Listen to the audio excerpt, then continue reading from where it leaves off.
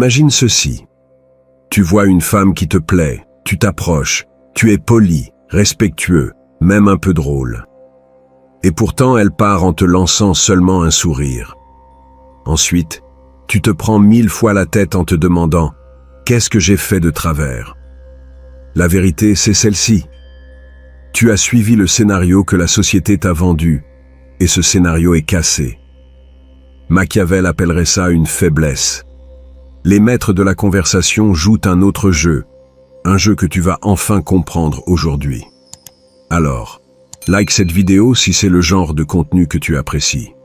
Et si vous êtes prêt à aller plus loin, je vous ai laissé un guide ultime que vous trouverez dans les commentaires de cette vidéo. Passons maintenant à ce qui compte vraiment. Voici le cœur du problème, le nœud aveugle que personne ne t'explique. On nous a vendu une fausse carte, et on espère atteindre un trésor qui n'existe pas dans cette direction. On t'a dit que pour gagner au jeu de l'attraction, il fallait être gentil, complaisant et surtout prévisible. Et toi, comme un bon soldat, tu as suivi les ordres à la lettre, pour seulement découvrir que sur ce champ de bataille, l'obéissance est le chemin le plus rapide vers la défaite. La frustration que tu ressens n'est pas ta faute. C'est le résultat d'une instruction défectueuse. Le plus grand mensonge, le plus destructeur qu'on nous ait raconté, c'est cette petite phrase qui sonne bien en théorie, mais qui est un poison pur en pratique. Sois toi-même. Respire un bon coup et réfléchis froidement, comme un stratège, pas comme un romantique de film. Le toi-même d'aujourd'hui est celui qui obtient les résultats que tu as maintenant. Si ces résultats étaient ceux que tu cherches, tu ne serais pas là à m'écouter. Vouloir un résultat différent en restant exactement le même, ce n'est pas de l'authenticité, c'est une contradiction. C'est comme vouloir construire un immeuble plus haut sans changer les fondations. Impossible.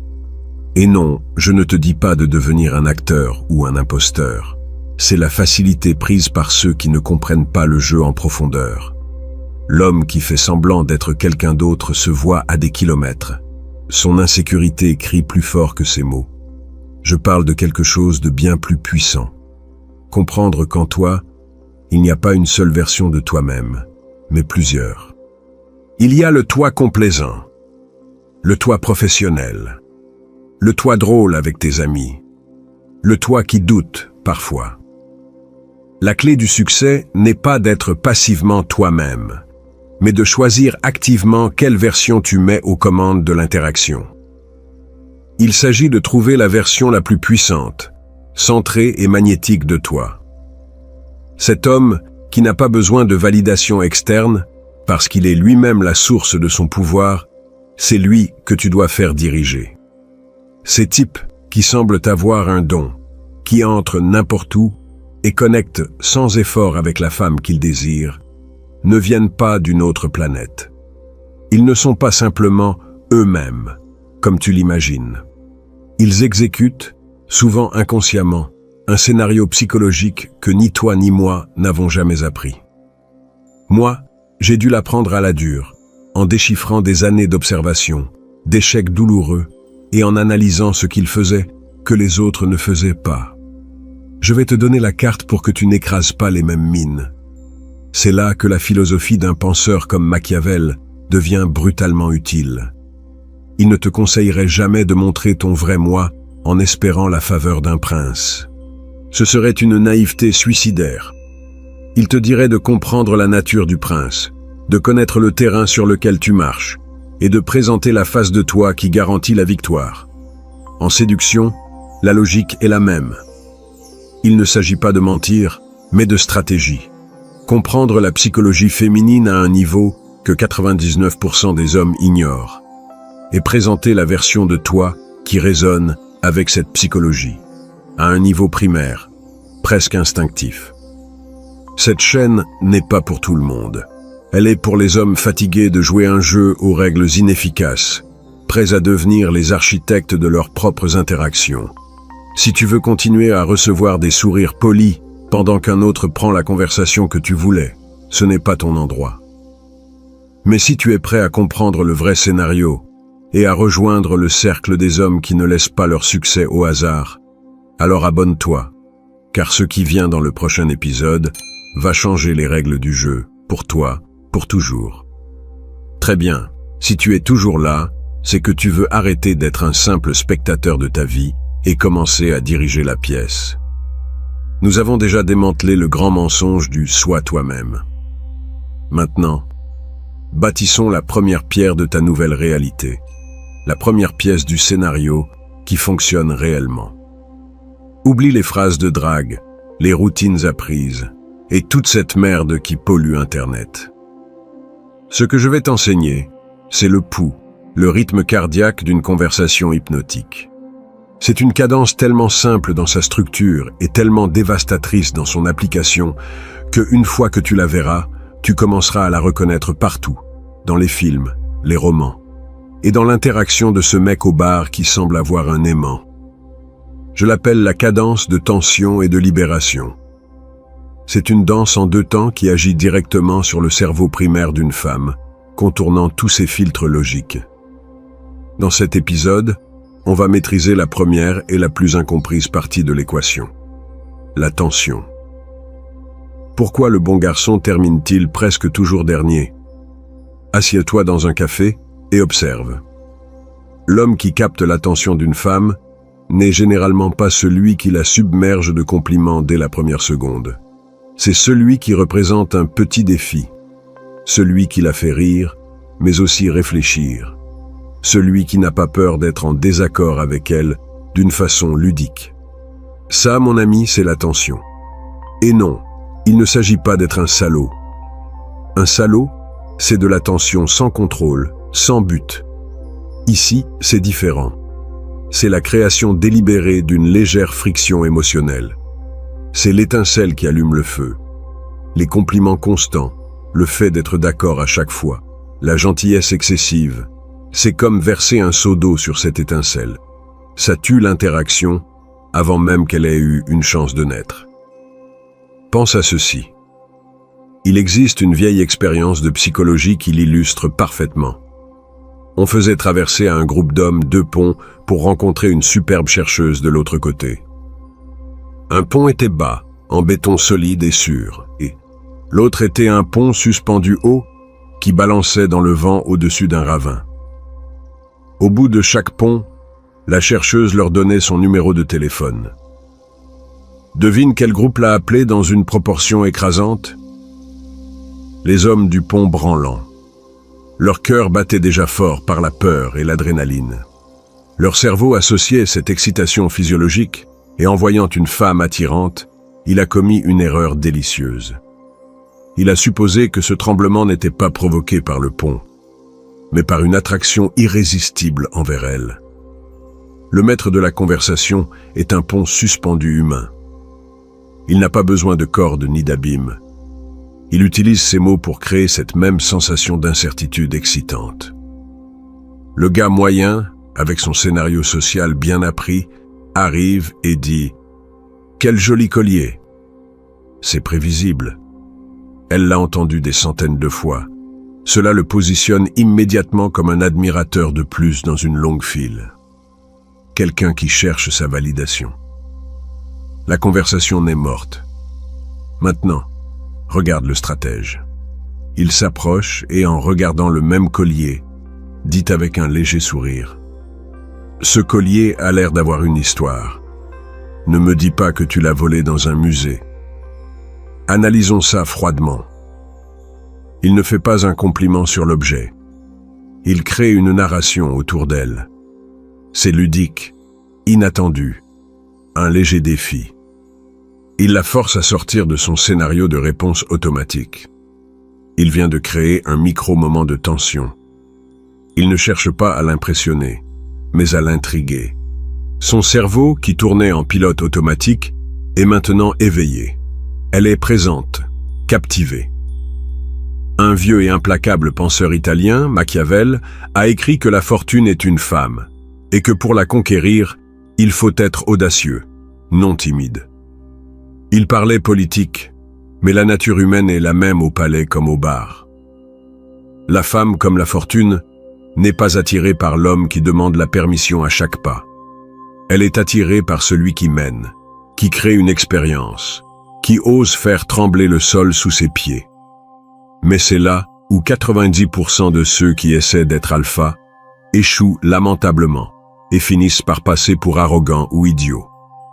Ils créent cette tension et la laissent flotter dans l'air, rendant tout gênant. Parce que créer la tempête, c'est facile. Ce qui fait de toi un maître, c'est de savoir comment ramener le calme après et guider cette émotion que tu viens de provoquer. C'est précisément ce que nous allons dévoiler dans le prochain épisode. Créer la tempête, comme je l'ai dit, c'est la partie facile.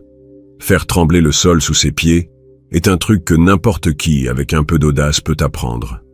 Mais là est le cimetière des hommes qui se sont arrêtés en route. Ceux qui ont lu 2 ou 3 idées, puis sont sortis, créer de la tension sans comprendre le but final. Ils sont devenus ces types arrogants, ces méchants de bande dessinée qui créent un moment d'intérêt, mais laissent derrière eux seulement gêne et mauvais souvenirs. Ils ont créé la tension et l'ont abandonnée, orpheline, sans direction. Ils n'ont pas compris que le défi n'est qu'une question.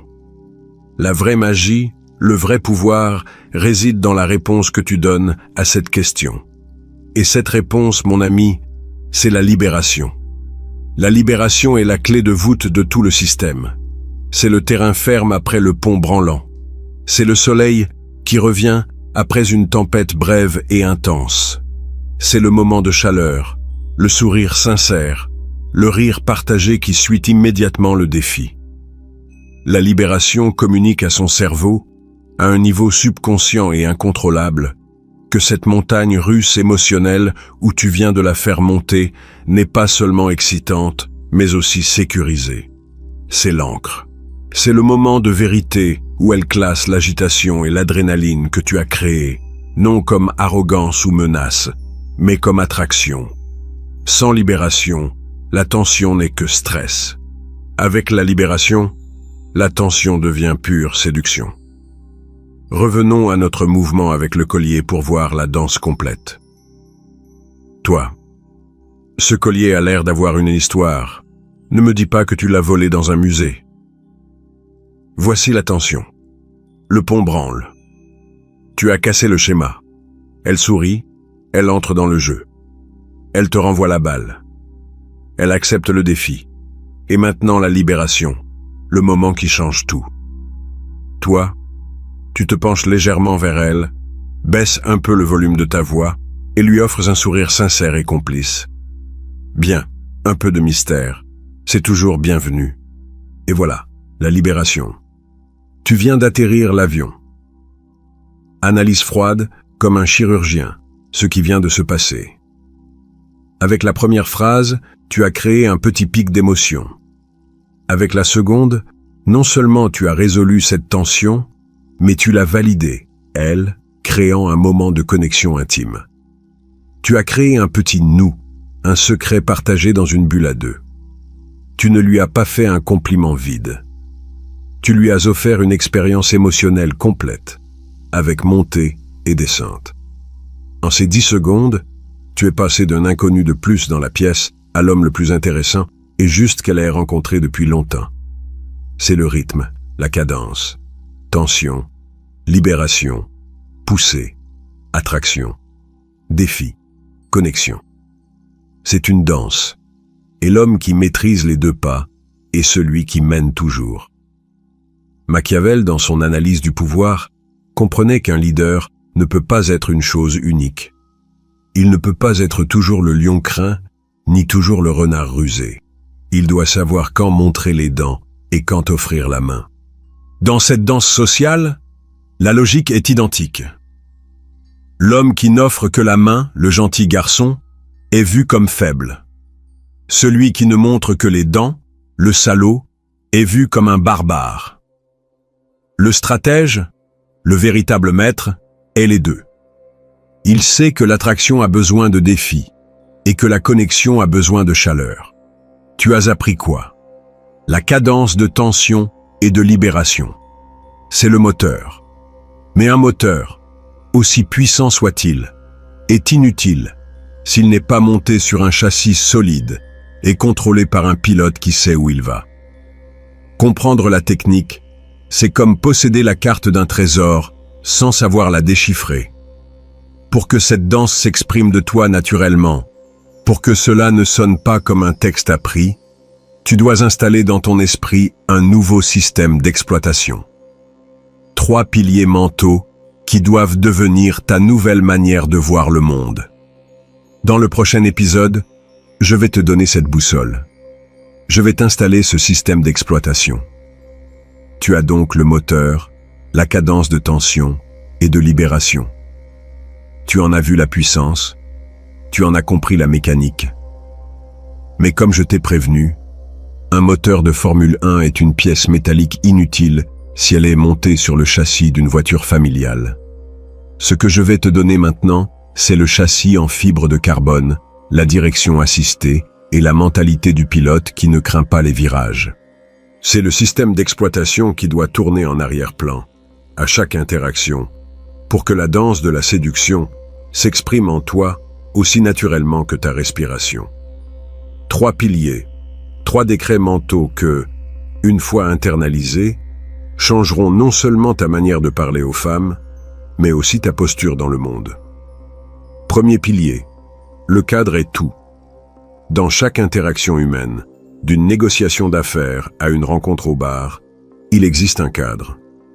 Le cadre est le contexte non dit, la réalité sous-jacente qui définit qui poursuit qui valide qui.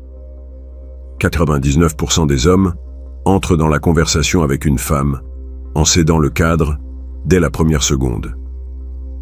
Leur cadre est « J'espère qu'elle va m'aimer, qu'elle va dire quelque chose qui l'impressionne, s'il te plaît, qu'elle me donne sa validation. » C'est le cadre du vendeur suppliant.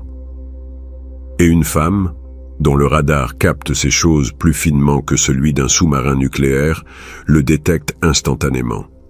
Dès qu'elle le perçoit, l'attraction devient biologiquement impossible. Ta mission, ton premier commandement, est d'établir et de maintenir ton cadre. Quel est ton cadre? Simple. Ma vie est incroyable et je suis là pour voir si elle est assez intéressante et amusante pour en faire partie, même juste 5 minutes. Tu es l'acheteur, pas le vendeur. Tu es l'hôte de la fête, pas l'invité qui attend qu'on lui serve un verre. Comment se traduit cela en actes? Tu cesses de la mettre sur un piédestal et tu commences à la traiter comme la petite sœur espiègle d'un ami. Tu utilises un langage inclusif, comme « nous », dès le début. Alors, qu'est-ce qu'on fait quand on ne vole pas de collier dans les musées? Tu supposes qu'il y a déjà une connexion, qu'elle t'aime déjà, et tu agis à partir de cette réalité. Machiavel comprenait que le pouvoir se concède rarement. Il se prend. Le prince qui agit comme un prince est un prince. L'homme qui contrôle le cadre contrôle l'interaction. Deuxième pilier, l'émotion avant la logique. Le cerveau d'une femme, quand il s'agit d'attraction, ne fonctionne pas comme un tableur. L'attraction ne s'allume pas dans la partie logique et analytique du cerveau. Elle naît dans le cerveau ancien, reptilien, primordial, émotionnel, instinctive. Tu peux avoir le meilleur CV au monde, être l'homme le plus réussi et stable, mais essayer de la convaincre de s'attacher à toi en énumérant tes exploits, c'est comme tenter de faire aimer un plat à quelqu'un en lui lisant la recette. Ça ne marche pas. Tu dois la faire goûter. Tu dois la faire ressentir. Arrête de rapporter des faits, commence à générer des émotions. Ne dis pas « je travaille comme ingénieur et la semaine dernière j'ai résolu un problème complexe ». Dis plutôt « ce que je préfère dans mon travail, c'est ce moment, juste avant de trouver la solution à un problème impossible. C'est comme être au bord d'un précipice et réaliser soudain que tu peux voler. » Tu vois la différence? La première est de l'information. La seconde, une expérience. Raconte des histoires. Utilise un langage descriptif qui peint des images dans son esprit. Parle de ce que tu as ressenti, pas seulement de ce que tu as fait. Ton objectif n'est pas qu'elle pense « ce type est impressionnant ». mais qu'elle ressente « je me sens incroyable en parlant avec lui ». Troisième pilier, l'humain derrière l'acier. C'est le coup de maître, le mouvement du maître. Après avoir établi un cadre de pouvoir, après l'avoir fait rire avec ta tension ludique, après l'avoir connecté avec ta libération chaleureuse, après lui avoir montré que tu es un homme avec un centre de gravité propre, tu fais quelque chose que personne n'attend. Tu montres une fissure dans l'armure. Mais attention, ce n'est pas de la faiblesse. Ne te plains pas de ton ex, de ton patron ou de ta vie. C'est du poison. C'est une vulnérabilité calculée et de haut statut. Un moment sincère qui lui montre que derrière le roi, il y a aussi un homme. C'est se pencher après un éclat de rire et dire quelque chose comme « Tu sais, c'est vraiment génial de trouver quelqu'un avec qui on peut avoir une conversation vraie, sans filtre. » C'est une déclaration qui vient de la confiance, pas du besoin, mais qui vous lie aussi sur un plan humain. C'est le moment où le roi enlève sa couronne une seconde et la regarde dans les yeux, sur un pied d'égalité. C'est cela qui construit une confiance profonde. C'est ce qui transforme une interaction amusante en connexion mémorable. Ces trois piliers sont ta nouvelle constitution. Grave-les dans ta tête. Cadre, émotion et vulnérabilité stratégique. Ce sont les trois pieds du tabouret du pouvoir dans la conversation. Avec ça, mon ami, tu n'as pas seulement la carte au trésor, tu as la clé pour ouvrir le coffre. Il ne reste qu'une dernière étape. Prendre la décision de devenir l'architecte de ta réalité. Le pouvoir ne se demande pas, il se prend. N'attends pas la permission pour mener la conversation. Utilise l'attention, maîtrise le cadre et crée l'expérience que personne d'autre ne peut offrir. Souviens-toi, tu es l'architecte, pas la victime de l'interaction. Si cette carte t'a ouvert les yeux, abonne-toi et like pour plus de stratégies sans filtre. En commentaire, partage un conseil que tu as eu du mal à apprendre. Aide un autre homme à éviter les erreurs.